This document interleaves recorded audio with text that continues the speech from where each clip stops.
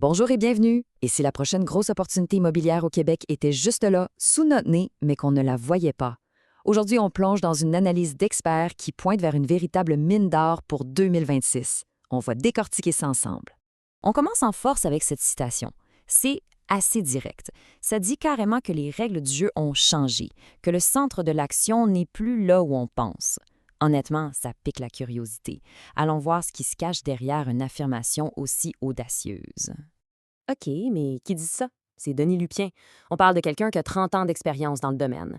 Mais c'est pas juste l'expérience du terrain. Sa formation en administration et sa spécialisation de HEC Montréal montrent que c'est une approche basée sur les données, pas juste sur une intuition. Ça donne pas mal de poids à ce qui s'en vient. Alors, on entre dans le vif du sujet. Cette fameuse mine d'or, elle se trouve où exactement? L'analyse pour 2026 nous amène dans une région bien précise qui est en pleine ébullition. Et voilà la clé. On ne parle pas de l'immobilier en général. Non, c'est ultra ciblé. On parle des plex, donc les immeubles de 2 à 5 logements, et dans un corridor bien défini, Vaudreuil-Dorion et Saint-Lazare. C'est cette spécificité qui, selon l'analyse, crée l'opportunité. Bon, c'est bien beau les mots, mais les chiffres, qu'est-ce qu'ils disent? L'analyse s'appuie sur des projections pour février 2026 qui dressent un portrait assez convaincant. Premier chiffre, 13 C'est l'augmentation prévue des ventes de plex dans le Grand Montréal.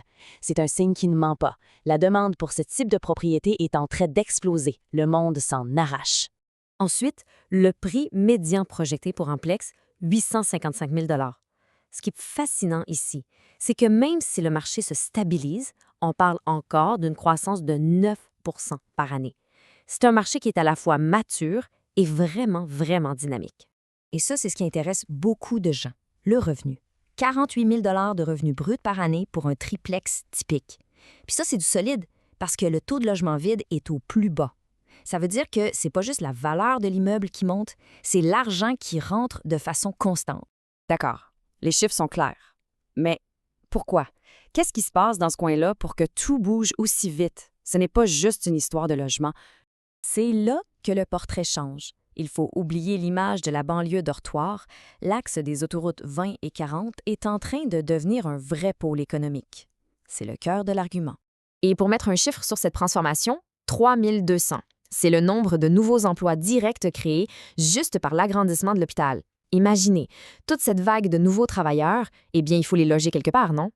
Donc, si on met tout ça ensemble, on a la recette parfaite. La population augmente, il n'y a presque plus de terrain pour bâtir et construire du neuf coûte une fortune.